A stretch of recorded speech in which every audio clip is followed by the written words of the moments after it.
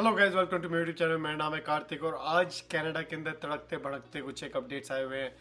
तो मैं आपको बताने के बजाय मार्क मिलर का अपना इंटरव्यू सुनते हैं, उनका जो अपनी अनाउंसमेंट थी इन चेंजेस की उसको सुनते हैं और उसके बाद हम अपनी टिप्पणी देंगे। ठीक है, इससे पहले वीडियो की तरफ जाएं, फटाफट लाइक शेयर और सब्सक्राइब कर दो इस वीडियो को, क्योंकि ये वीडियो आप लोगों के लिए बहुत इंपॉर्टेंट होने वाली है और आपका एक सब्सक्राइब मेरी बहुत हेल्प करता है।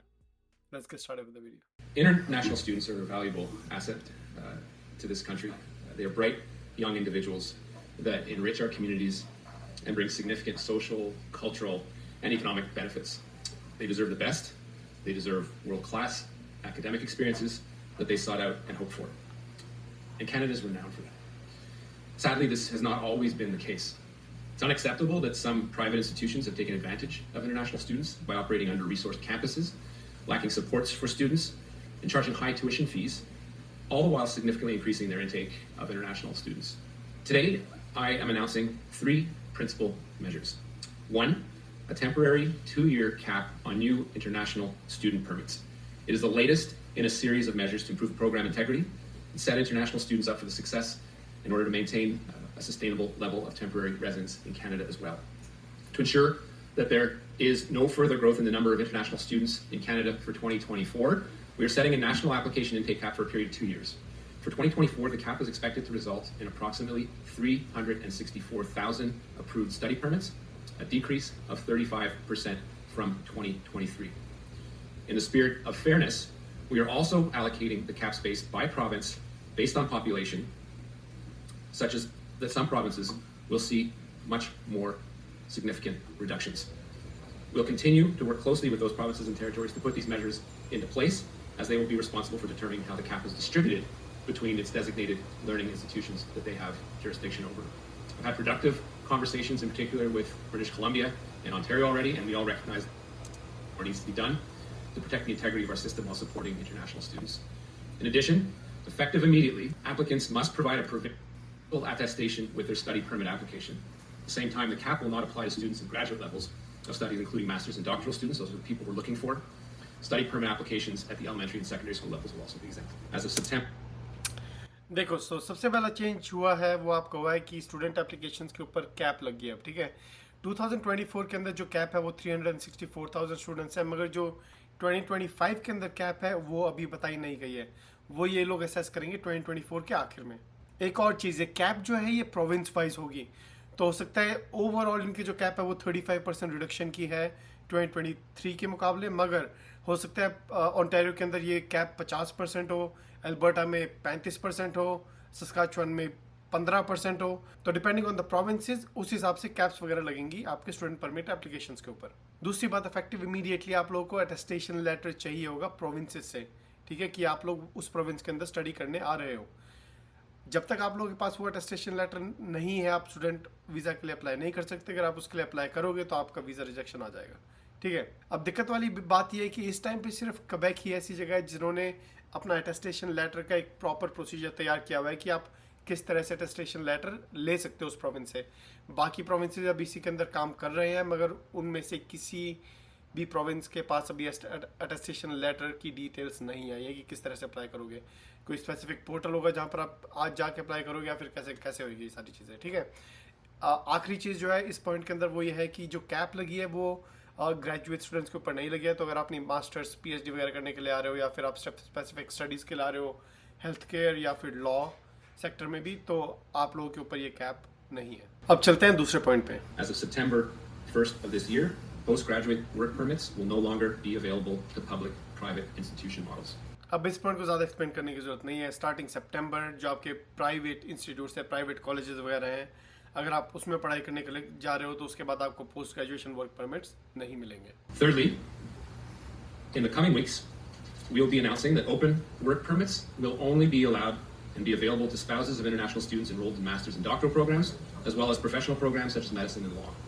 Spouses of international students enrolled in other levels of study, including undergraduate and college programs, will no longer be eligible. To be clear, the cap will not apply to applicants within Canada looking to extend their studies, as it wouldn't be fair to prevent someone from finishing the program, nor will the cap have an effect on study permit holders currently in Canada. These temporary measures will be in place for 2 years, and the number of new study permit applications that will be accepted in 2025 will be reassessed at the end of this year. तीसरा जो point है ये spousal work permit के ऊपर है, ठीक है। पहले क्या हुआ करता था कि अगर आप बैचलर्स कर रहे हो, ठीक है, और आपकी शादी हो चुकी है, आपने अपने स्पाउस को अपना कनाडा बुलाना है तो आप बुला सकते थे। ओपन वर्क परमिट पे वो लोग काम भी कर सकते थे आके यहाँ पर, मगर अब वो लोग ओपन वर्क परमिट पे यहाँ पर आके काम नहीं कर सकते हैं, ठीक है। अगर आप लोग अपना मास्टर्स या पीएचडी के लिए आ रहे हो, या फिर हेल्थ केयर सेक्टर में आ रहे हो, या फिर लॉ करने के लिए आ रहे हो, तब वो लोग काम कर सकते हैं आपके स्पाउस ओपन वर्क परमिट के लिए, अदरवाइज उनको अलाउड नहीं है। तो ये था आपका आखिरी अपडेट। इसके बाद भी मैंने कुछ एक चीज़ें रिकॉर्ड करी हैं जो Q&A सेशन चल रहा था इनके साथ, जो मुझे लगी कि इंपॉर्टेंट चीज़ें जो आपको पता होनी चाहिए। ज़्यादातर लोगों ने सिर्फ इतनी सी क्लिप देख के अपने डिसीजंस वगैरह बना लिए या फिर अपना माइंड बना लिया है। एक बार जो उन्होंने बाकी आंसर्स दिए क्वेश्चंस के, उसे भी देखते हैं। The impact on Ontario, can you specify that? And then also what type Well, yeah, look, we're working with them, but it'll be approximately 50% reduction. In 2 years, after these measures expire, how are you hoping that the world will be different? What's going to happen when you come? Well, look, we've got 2 years to actually get the ship in order. It's a bit of a mess, and it's time to rein it in. So this is something we will, these are, even though we put a lot of thought into this, these are still pretty much blunt measures from the federal government. We're playing with taps that we're turning on and turning off and allocating between province. So did we get it right? We'll see. But we need to work with provinces in the meantime to make sure that they are doing their jobs. There have been provincial auditor general reports that have laid out in much more detail than I could lay out to you here today the measures need to be taken to make sure that this is a system that has some integrity to it.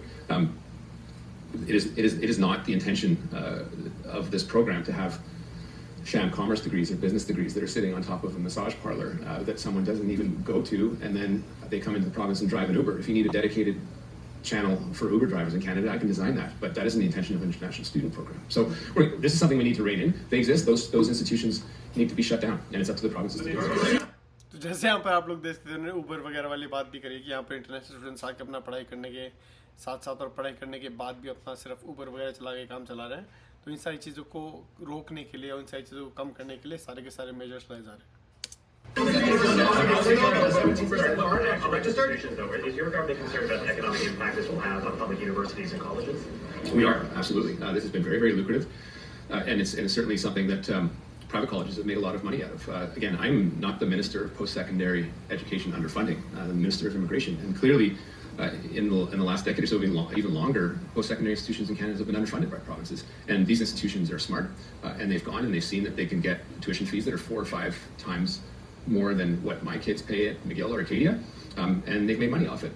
They haven't necessarily provided the student experience that was promised that these people have brought in, and there's been the path of least resistance as well. The source countries are not particularly diverse. We've been banking on looking at the global middle class, upper middle class, and people have made money off it. So it's a system that has some real integrity issues. It has ecosystem incentives and perverse incentives, and it's something that we need to address. And then there's clear instances of people that have been just making money hand over fist about this. But again, we don't want our best top academic institutions to be penalized. It's why we have exemptions for master's and PhD students, because those are the bright people that we need to retain. And now you will hear from some provinces quite clearly that there are some trade schools that they will want to exempt or give postgraduate work permits to, because that is where some of the needs are, whether it's in nursing or healthcare or in construction. But what I say to them is we'll work with them, and we'll work with them to get this done. जैसे कि आप clearly यहाँ पर सुन भी सकते हो कि अगर यहाँ पर एक पॉसिबिलिटी है कि कुछ एक जो प्राइवेट कॉलेजेस वगैरह हैं उनमें अगर आप ट्रेड्स वगैरह के लिए जा रहे हो, जैसे अल्बर्टा वगैरह में इनकी काफ़ी ज़्यादा ज़रूरत है और कुछ एक और प्रोविंसेस में है, तो हो सकता है उन लोकेशंस में कुछ एक प्राइवेट कॉलेजेस में कुछ एक ऐसे प्रोग्राम्स हो जिसके लिए अगर आप जा रहे हो तो उसके बाद आप पोस्ट ग्रेजुएशन वर्क परमिट आपको मिल सके। और उसके बाद उन्होंने फ्रस्ट्रेशन भी दिखाई है अपना, जो प्राइवेट कॉलेजेस वगैरह जो होते हैं वो आपको बुला लेते हैं, यहाँ पर प्रॉपर एजुकेशन प्रोवाइड नहीं करते हैं, ठीक है। तो आपसे उतने ही पैसे ले लिए जितने आप पब्लिक यूनिवर्सिटी के अंदर जाके अच्छे से पढ़ाई करके लोगे, ठीक है, उतने ही पैसे आपसे ले लिए, मगर आपको उस तरह की एजुकेशन प्रोवाइड नहीं करी है, ठीक है। तो इस वजह से इन्होंने अपना जो पोस्ट ग्रेजुएशन वर्क परमिट ख़त्म करने की बात करी है प्राइवेट कॉलेजेस की, इस वजह से करी है। चलो भाई, इस वीडियो के लिए तो इतना ही है। अगर आप लोगों की और क्वेश्चंस हो तो मुझे ज़रूर बताना, कमेंट सेक्शन में डाल देना। अगर आपको वीडियो अच्छी लगी हो तो like, share and subscribe, and I will see you guys in the next video.